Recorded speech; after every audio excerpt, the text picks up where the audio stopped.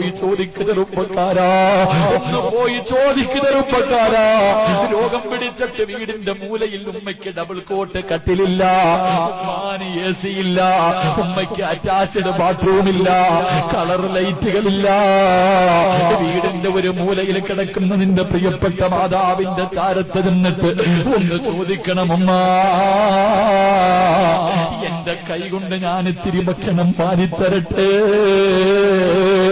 ചോദിക്കുമ്പോ ഉമ്മാന്റെ മുഖത്തൊന്ന് നോക്കണം, ചോദിക്കുമ്പോ ഉമ്മാന്റെ മുഖത്തൊന്ന് നോക്കണം. കണ്ണ് നിറയും ചെറുപ്പക്കാരാ.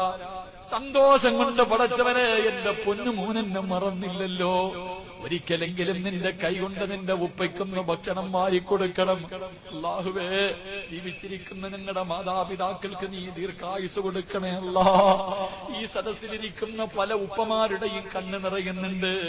സിറാജ് ഉസ്താദേ, എന്റെ ഉമ്മാന് വാരിക്കൊടുക്കാൻ എനിക്ക് കൊതിയുണ്ട്, എന്റെ വാപ്പയ്ക്ക് ഭക്ഷണം വാരിക്കൊടുക്കാൻ എനിക്ക് കൊതിയുണ്ട്.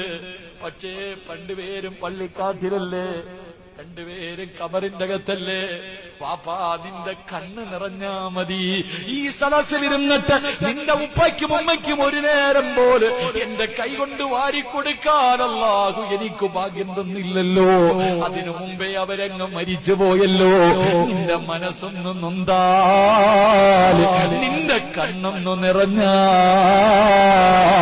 പള്ളിക്കാട്ടിൽ കിടന്നിട്ട് ദുആ ചെയ്യും വാപ്പാ. പള്ളിക്കാട്ടിൽ കിടന്നിട്ട് നിന്നെ പോലെ ഒരു മകനെ കിട്ടിയ തീർത്തിട്ട് നിന്റെ വാപ്പയും ഉമ്മയും സന്തോഷിക്കുകയാ.